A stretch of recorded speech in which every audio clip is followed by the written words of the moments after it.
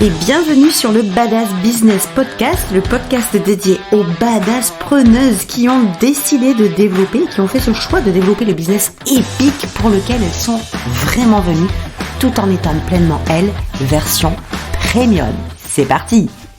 Hello tout le monde, j'espère que vous allez bien. Bienvenue sur ce nouveau So What qui fait suite très logique à l'épisode qu'on a fait avec Laura de la semaine dernière. Donc Laura, est-ce que tu vas bien toujours? Je vais toujours bien et toi, comment vas-tu? Moi, je vais très bien. Je suis très heureuse de partager ce truc. On va le faire un peu. On va se laisser porter, je pense. Je sais pas ce que tu en penses, Laura, mais on va se laisser porter par le mouvement et par la thématique qu'on a décidé de partager avec vous. Puisque, comme vous l'avez entendu sur l'épisode Le So What de la semaine dernière, on a parlé beaucoup de nos limites, etc. Et Laura a fini en nous disant que la base de se connecter aux nos limites et de comprendre que nous étions illimités, c'était l'amour de soi. Et je trouvais que ça méritait quand même un épisode entier, plutôt que de finir comme ça, vite fait, avec deux notions. Donc, Laura, je voudrais te laisser continuer déjà, ou dire ce que tu as envie de dire dès le départ, mais te laisser continuer sur ta lancée, de faire le lien entre nos limites et l'amour de soi, ou ce que tu avais envie de partager en tout cas. Bon, quel long sujet. C'est vrai, Commençons. quand on revient de loin, tu vois, je pense qu'on revient tous de loin, on a tous une histoire et chacune des personnes qui a vécu quelque chose dans son passé qui a été traumatisant ou très difficile émotionnellement parlant à gérer, ça laisse des séquelles, ça laisse des cicatrices. Et c'est vrai que je pense, en tout cas, je vais vraiment parler pour mon expérience perso. Je pense qu'il y a plein de gens qui se retrouveront dans ce que je dis. Mais en grandissant, en évoluant avec des cicatrices comme ça à l'intérieur, bah, la cicatrice, elle disparaît pas, en fait. Même si c'est cicatrisé, il y a toujours la marque, en fait, tu vois. Et quand on parlait du no limit la semaine dernière, on parlait du saut, entre guillemets, que j'ai fait moi Mhm. dans la version que j'étais il y a quelques semaines encore, hein, Mhm, mhm. puisque Tout à vous fait. avez pu m'entendre parler de façon très timide au premier épisode. Je pense que même là, je me sens bien plus à l'aise. Mais pour moi, atteindre cette version, ce no limit en soi, c'est, on en revient toujours au même champ lexical, mais s'autoriser. Mais s'autoriser à quoi? À s'aimer. Mais s'aimer, c'est déjà en nous. L'amour de soi, qu'est-ce que c'est? L'amour de soi, c'est pas se regarder dans le miroir et se dire, tu es belle, tu es belle, tu es beau, tu es beau, tu es bien, tu es bien. C'est pas ça. Ça, c'est une conséquence. C'est un mantra que tu peux te répéter au quotidien. Mais s'aimer, c'est se prendre dans ses bras, c'est se soutenir, c'est se dire ça va aller. Tu n'as plus besoin. En fait, tu sais quoi? Ok. C'est comme si, tu sais, ton âme, elle était là. En fait, elle est en toi. Mhm. Et qu'au moment où ça va pas, ou au moment où tu doutes, ou au moment où tu sens qu'il n'y a plus cette énergie-là, tu es capable de te prendre dans tes bras toi-même et de te dire, ne t'en fais pas en fait. Qui tu es assez. Ne t'en fais pas. Tu stresses pour ça, mais tout va bien se passer. Ne t'en fais pas. Tu as peur d'être jugé, mais tu es assez en fait dans ce monde. Cette place, elle est pour toi. Cette place, elle existe pour toi. Ce corps que tu as, il est merveilleux. Qui tu es, ce que tu représentes sur la planète, c'est un cadeau pour toi, c'est un cadeau pour les autres.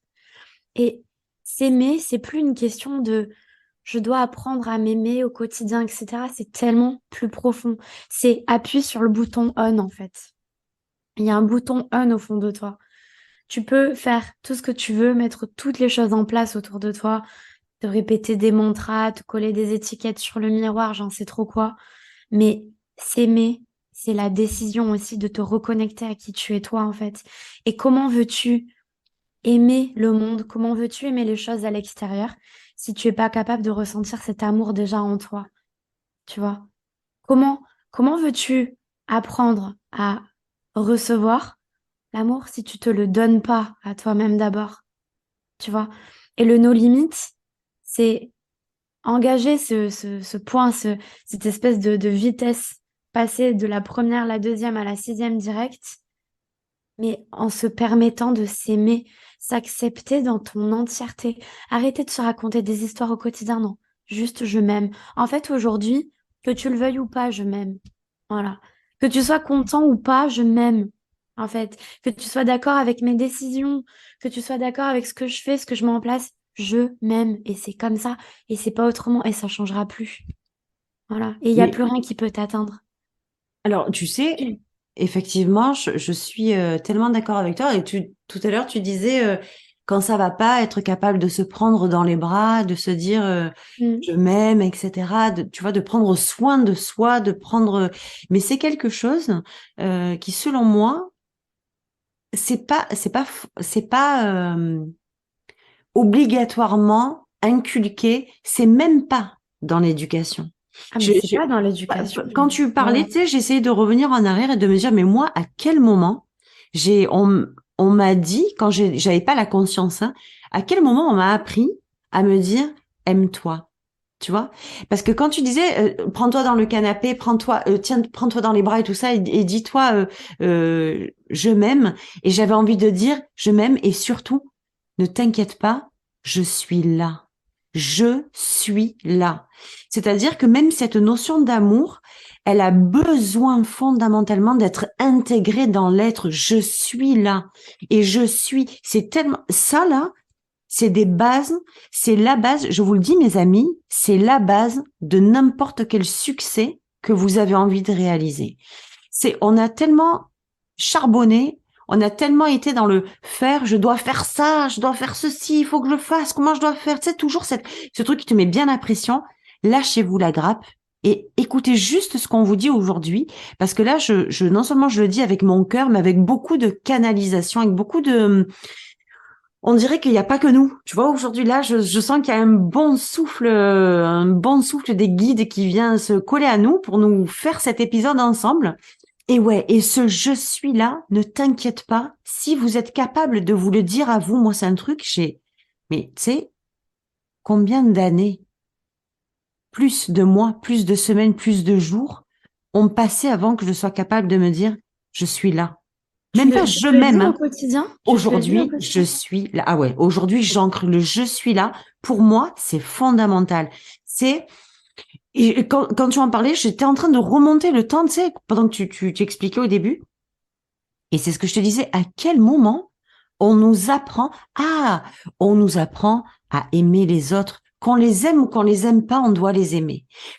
C'est vrai ou pas? Oui. On te demande pas. Peut-être que tu sais, X ou Y, peut-être que cette personne, tu ne l'aimeras pas. Mais si tu ne l'aimes pas, tu as le choix, tu as le droit de ne pas l'aimer. On te dit pas Ah ça, on bon? t'apprend à Attends, obliger les gens à aimer l'autre. je comprends pas là. On t'apprend, on ne te laisse pas le choix. Quand tu es enfant, on t'éduque à, il faut être gentil avec les autres, il faut aimer les autres, il faut écouter les autres, il faut obéir aux autres. On t'apprend ce type d'éducation-là. Moi, ça me fait mal aux oreilles d'entendre Eh ça. oui. Non, attends. Ce qui me fait mal aux oreilles, c'est d'entendre, lui, tu as le droit de pas l'aimer. C'est une phrase, je te jure, ça me fait mal dans le cœur là. Pour moi, c'est mon avis. On peut pas, comment dire, on n'est pas tous compatibles, j'en ai conscience. Mais pour moi, la notion de non aimer, ça peut pas exister en fait. Tu peux pas ne pas aimer quelqu'un, Non, alors je me tu suis vois. très mal exprimée, mais je comprends ta position parce que ça veut pas dire ne pas aimer dans le sens où tu as le droit de te couper de l'amour de quelqu'un. C'est pas dans ce sens-là. C'est on t'éduque, on te dit quand tu es enfant que en fait on ne te fait même pas prendre conscience que c'est d'abord à toi de t'aimer. On te donne pas cette alternative-là, on te met pas ça sur un plateau, on t'oublie et on te fait comprendre que tu dois aimer les autres, tu dois obéir aux autres, tu dois être apprécié des autres, tu dois être sage envers les autres, tu dois être. Jamais une fois, et même moi, à quel moment je t'ai appris à t'aimer? À quel moment, moi, en tant que maman, je t'ai dit, Laura, ma chérie, la première chose qui est importante pour toi, c'est toi, tu dois apprendre à t'aimer. Mais pas du tout, en fait. Et je suis très consciente de ça. Je ne te l'ai pas dit parce que je ne le savais même pas que c'était bon pour Toi-même. moi. Bah oui. Ouais, pour moi, comment on peut apprendre à nos enfants des choses qu'on ne sait même pas que ça existe pour se les appliquer à nous-mêmes, en fait. Bah oui. Donc, le non-amour, c'est pas dans le sens où tu as le droit de pas aimer quelqu'un, où tu as le droit de détester quelqu'un. C'est pas dans ce sens-là. C'est juste dans le sens ouh là là, on t'oblige à te tourner vers l'autre avant même de t'avoir dit, eh oh, avant tout, tu dois te tourner vers toi. Et oui, pour moi, il y a vraiment le libre arbitre. Ne pas aimer quelqu'un, c'est pas du non-amour dans le sens je te coupe de ma vie, je te déteste. C'est dans le sens où on a du feeling, des affinités, de l'amour pour des gens, pas d'amour pour d'autres, et on a le droit.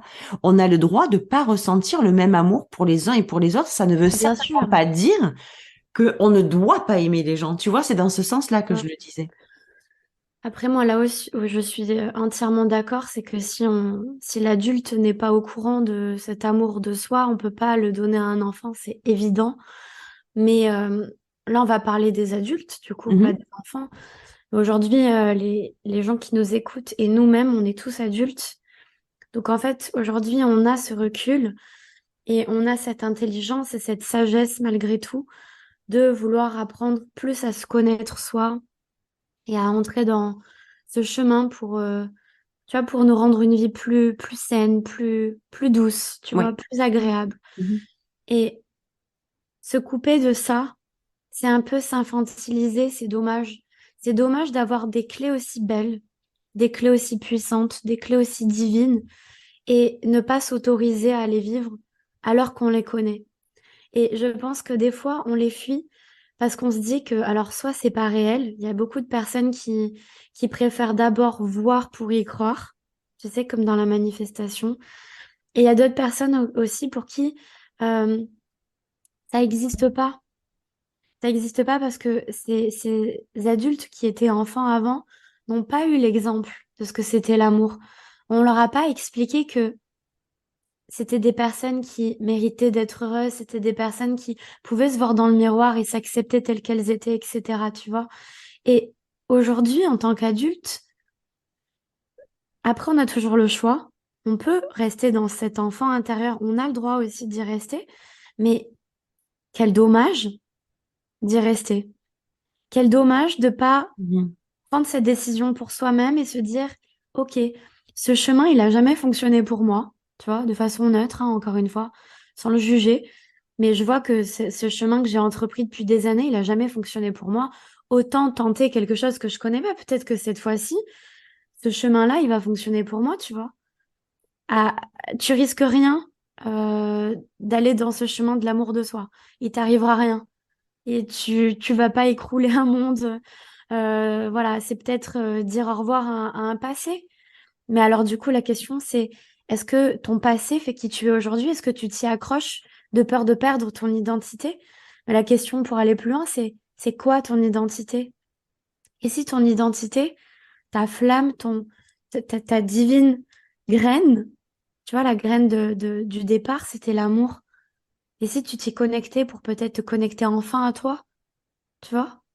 Ouais, mais parce que ça fait un peu l'image du serpent qui se mord la queue, en fait, tu vois, parce que du coup, dès le moment où tu es pas conditionné à l'apprentissage de l'amour de soi, et en fait, on l'a mis comme un apprentissage, mais comme on le disait, c'est tellement pas un apprentissage. Tu apprends dans les livres d'histoire, tu apprends la géographie, tu apprends, je sais pas moi, l'histoire de la vie de quelqu'un, mais l'amour, il est dedans, il fait partie intégrante, il est déjà là en fait cet amour-là. C'est juste que on n'en a jamais pris conscience, qu'on l'a déporté sur l'extérieur et qu'encore une fois, ce mot amour, il a toujours été utilisé pour être collé avec quelqu'un d'autre ou sur quelqu'un d'autre seul ou sur soi avec quelqu'un d'autre, mais jamais sur soi d'abord.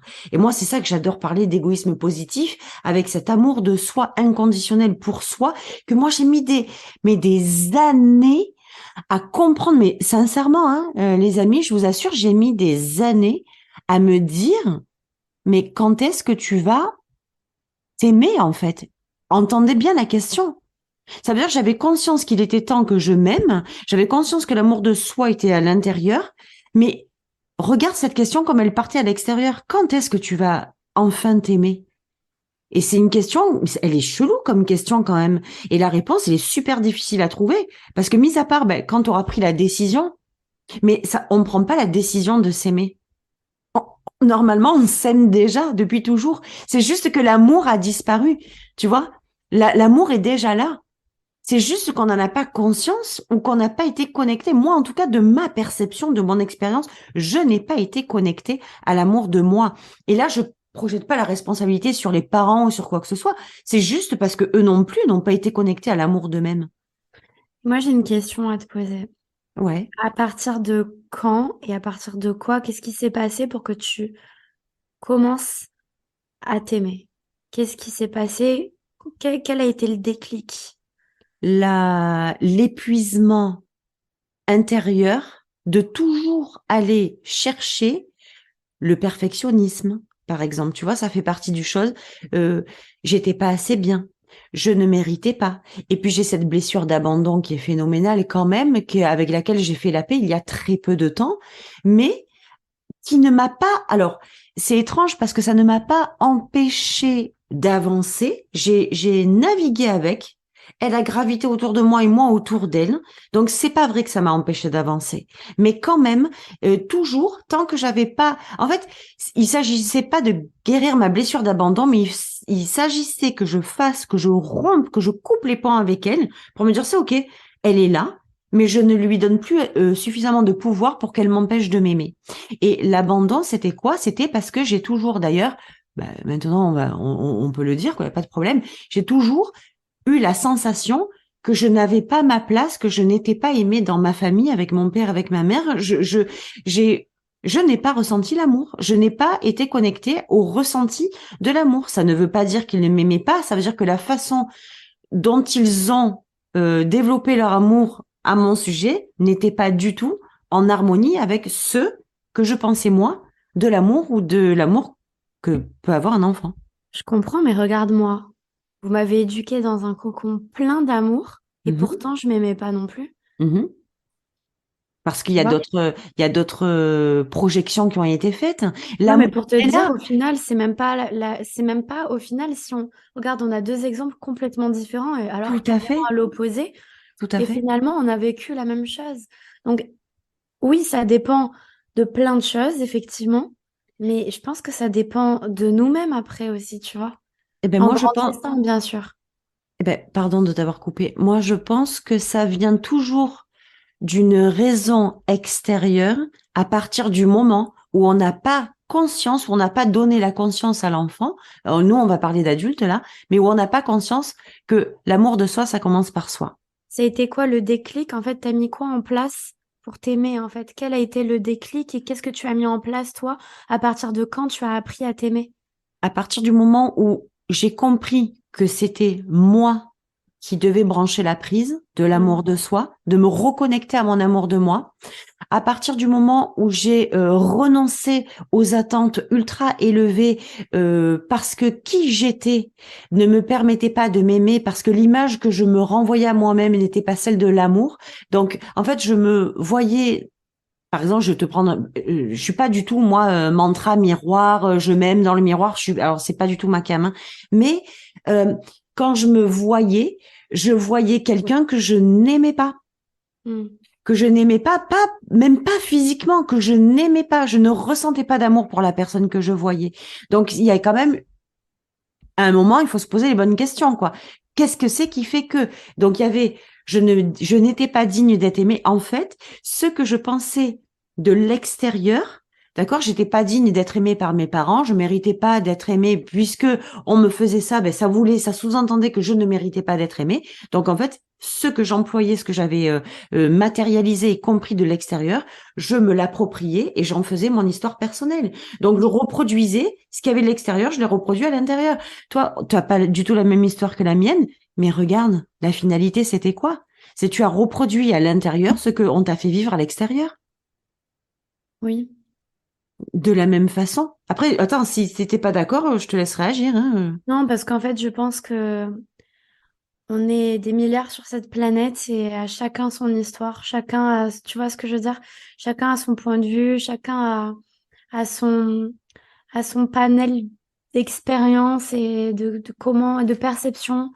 Donc c'est difficile en fait de poser un juste constat parce que chacun a le sien en fait. Donc ce qui est surtout intéressant, c'est d'entendre les expériences de chacun et voir surtout, ok, ça on a compris, mais alors du coup, comment on fait? Et toi, comment t'as fait? Qu'est-ce que c'est qui a été ton déclencheur à toi? Mon déclencheur à moi, il vient de très loin. Ah non. En fait, on part en fou rire parce que je tousse et à chaque fois, je coupe mon micro pour tousser et elle m'a vu faire. Non, non, Laura est un peu, ouais, elle a la gorge un peu prise. Alors, chaque fois qu'elle tousse, elle coupe son micro, mais elle me fait des yeux de guerrière, l'air de dire, oh Seigneur, ça arrive. C'est ça qui me fait rire, c'est tout. Mais moi, je pense que c'est vraiment le jour où je me suis dit que j'étais trop triste et que maintenant, il fallait que je m'écoute. J'étais désalignée partout et s'écouter, je pense que ça a été déjà un grand moment pour moi, en fait. Je m'écoutais pas, tu vois. Et qu'est-ce que tu entends par, qu'est-ce que tu mets derrière s'écouter? Parce qu'il y a un truc auquel j'ai pensé la dernière fois, je voudrais savoir si tu es en phase avec ça et si nos auditrices et nos auditeurs le sont aussi. C'est comme si, en fait, je voulais des choses et que j'agissais à l'inverse de ce que je voulais parce que Donc, tu n'écoutais pas tes désirs, en fait. mon intuition, même Voilà. c'est le plus fort, c'est une intuition, tu vois. C'est comme si ton âme, elle sait. C'est bizarre à dire, mais c'est vrai. C'est comme si ton âme, elle sait quelque chose. C'est-à-dire que tu as une connaissance au fond de toi et malgré ça, tu l'écoutes pas. Tu l'écoutes pas parce que, bah, voilà, on s'invente encore 4 milliards de problèmes. Mais ouais, c'est à partir du moment où je me suis écoutée que j'ai mis on va dire, la première en marche. Et en m'écoutant, je me suis rendu compte qu'il y a pas mal de barrières qui tombaient, tu vois, étrangement. Je me dis, tiens donc, je m'écoute et je me sens un peu mieux. Tu vois, peut-être que c'est vers là que je dois aller. Et en allant un peu mieux, j'ai commencé à me dire, attends, admettons, cette personne, elle m'a mal parlé. D'habitude, j'accepte, Mhm, je dis rien. mhm, Mais là, j'ai pas envie d'accepter, tu vois, j'ai envie de dire que ça m'a dérangé. mhm. Et là, j'ai commencé à m'affirmer. Donc, j'ai commencé à m'écouter puis à m'affirmer. M'affirmer, prendre ma place, tu vois.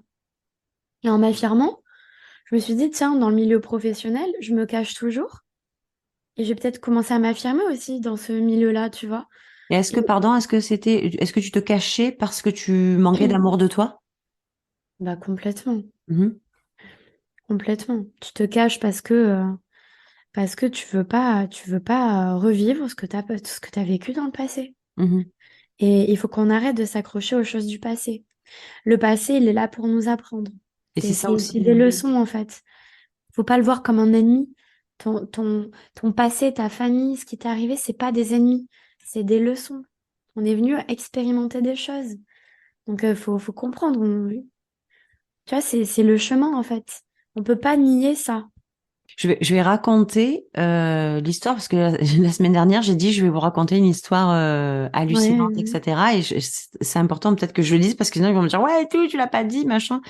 Donc ce qui s'est passé, c'est qu'un jour, il y a très très longtemps, on va faire une séance d'écriture automatique avec ma mère, d'accord, chez elle. Et puis on était avec Seb, machin. Et Seb n'est pas surtout pas à l'époque, n'était pas. Aujourd'hui, il est beaucoup plus détendu et beaucoup plus en phase avec ça, mais au début, c'était un peu surprenant pour lui. Puis bon, il faisait un peu dans son pantalon pour dire la vérité, ça il plaisait pas trop. Donc, ma mère avait une maison à étage, il est resté en bas et nous, on est monté faire notre séance d'écriture automatique. Et puis, on avait envie de connecter avec donc ma grand-mère. Alors pour la petite histoire, on ne fait jamais les choses parce qu'on a juste envie de les faire, c'est parce que c'est un jeu, pas du tout. Quand on le fait, c'est qu'on sait qu'on doit le faire, c'est qu'on se sent appelé à le faire, d'accord? Donc il faut être quand même euh, très au clair avec ça. Donc on fait notre séance d'écriture automatique et ce que je vous dis là, je vais pas vouloir vous convaincre de quoi que ce soit. Vous prenez, vous me croyez pas. Ça n'a strictement aucune importance. Moi, je vais vous livrer ce que j'ai vécu, puis après, vous en ferez ce que vous voulez, ok?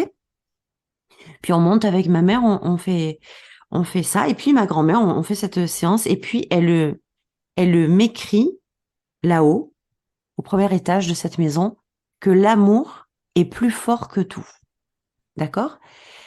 C'était à l'époque, j'étais très jeune, et c'était à l'époque où c'est vrai que on était un peu en tension avec Seb, avec mon mari en tension, c'est-à-dire on n'était pas assez mature pour avoir des conversations, des communications légères et tout ça, c'était tendu.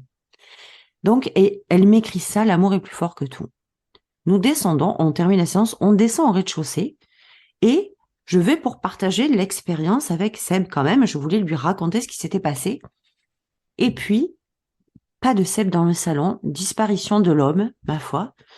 Personne dans la salle de bain, personne aux toilettes et tout. Dernière chose à laquelle on va regarder avec ma mère, c'est dans la cuisine où je vois papa, donc, je le vois. Je rigole parce que papa dans la cuisine, c'est logique aujourd'hui.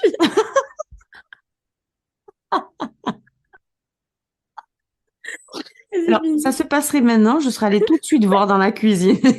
C'est la différence. Avant, il y avait beaucoup plus de svelte attitude, c'était beaucoup plus sexy. Non, non, je ne le voyais pas dans la cuisine. Aujourd'hui, évidemment, c'est la première des choses que je ferais, c'est tracer là-bas pour voir où il est. Ou soit la tête dans le frigo, soit la tête dans le placard. Mais bref, c'est une autre histoire. Et j'arrive, je me le vois, mais sans déconner, allongé par terre dans la cuisine, Ouais, ouais. avec un papier et un stylo, où il a écrit lui aussi, l'amour est plus fort que tout. Sans savoir, il était en bas complètement azimuté, comme une espèce de transe, pour pas vous le cacher. Il a été un peu traumatisé par cette expérience, ce que je peux largement comprendre. Mais moi, ce qui m'a traumatisé, c'est de voir que ce que j'avais écrit là-haut était aussi écrit en bas, dans ses mains. Mais il a écrit une phrase ou il a écrit plein d'autres choses? Non, non, il a écrit l'amour est plus fort que tout, c'est tout. Et Waouh. grabouillé de plein de façons. Et, euh, et à partir de ce moment-là, bon, moi, ça a fait un switch dans ma tête. Évidemment, j'ai tout à fait compris qu'il y avait bien entendu un message là-dedans. Ça nous a permis, depuis ce jour-là, de communiquer autrement. Si ça fait quasiment 30 ans qu'on est mariés, c'est pas pour rien. Ça nous a créé un énorme apprentissage du partage de l'amour, de la communication dans l'amour, ouais, Mm. d'une autre façon en tout cas, mais c'est un autre sujet. Voilà. Et donc ça, c'était la petite histoire. Et l'amour est plus fort que tout. Certes, l'amour pour l'autre, l'amour en général est le socle pour moi de la vie, de l'abondance, de l'illimité, de vos désirs, du succès, de la réussite, de tout. L'amour est la base de tout. L'amour, c'est la base des ventes, c'est la base du business, c'est l'amour de ses clients, l'amour de son travail, l'amour de ses offres, l'amour de son message, l'amour de son prochain. Tout est basé sur l'amour, en tout cas. Mais ça commence par soi. Parce que justement, le travers qu'il y a, c'est que toujours cet amour, tu vois, l'amour pour ses clients, l'amour pour son business, l'amour pour ses relations, l'amour pour son travail, l'amour pour le dessin, l'amour pour sa passion, peu importe, il y a toujours, c'est toujours de l'amour qui est transposé sur quelque chose. Et c'est, selon moi, comme ça qu'on a oublié que l'amour, ça commençait par soi. Est-ce que tu voudrais rajouter quelque chose, Non, Laura? mais je pense que tu as très bien résumé. C'est très juste. C'est très juste. Donc, on pourrait peut-être finir cet épisode en vous disant, en tout cas, cette semaine, et que on on peut pas euh, traverser quoi qu'il se passe dans la vie sans commencer par traverser, par transcender cet amour qu'on a en soi. C'est hyper capital de commencer à réfléchir à s'y connecter vraiment. Mais s'y connecter vraiment à l'amour de soi, c'est pas juste se dire, OK, je vais me mettre dans le miroir. Moi, je vous le dis, ça, ce genre de truc-là, je n'ai aucun jugement à porter dessus, mais c'est pas du tout ma façon de voir les choses. Parce que quand on fait ça, on essaie de se convaincre de quelque chose dans un miroir, mais l'amour, ça se ressent. Ça se ressent. Moi, quand j'ai commencé à ressentir de l'amour de moi, même quand j'en parle là, c'est vraiment dans le plexus, c'est vraiment dans le chakra du cœur que ça bouillonne et que ça gratouille, que ça se passe, quoi. C'est les papillons, vraiment, c'est ça, hein, pour moi. Donc, Laura, je pense qu'on devrait mettre un terme à cet épisode et j'espère de tout mon cœur, pour le coup, qui vous a vraiment parlé. J'espère aussi que ça vous servira. C'est intéressant ces discussions parce que il n'y a pas de définition, il y a pas de vérité, tu vois. Chacun a sa vérité, chacun a son point de vue, chacun ressent les choses à sa façon, mais je pense que potentiellement, il y a une possibilité qu'on se mette à peu près tous d'accord Mhm. sur le fait que l'amour, c'est plus fort que tout. C'est la vérité. Bon, alors là, je vais pas faire de transition, on va juste vous dire au revoir parce que le mot de la fin était juste sublime. Merci. Merci. Pensez-y. L'amour, comme dit Laura, l'amour est plus fort que tout. Ça commence par vous, ça commence par nous. L'amour fait des miracles et je pèse bien mes mots sur le mot miracle. Donc, on vous embrasse très fort On vous fait des très très gros bisous et on et on vous vous envoie plein d'amour. plein d'amour. On vous embrasse à la semaine prochaine. Bye bye. Ciao, ciao.